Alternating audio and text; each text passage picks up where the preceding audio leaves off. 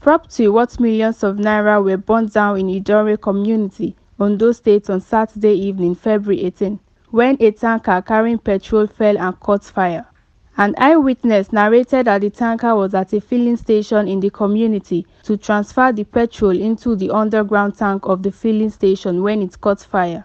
It was gathered that the fire burnt down the filling station and a building beside it, destroying lots of property. The police public relations officer in Ondo State, Mrs. Fumilayo Dunlami, confirmed the incident, adding that no life was lost as firefighters intervened immediately to put out the fire.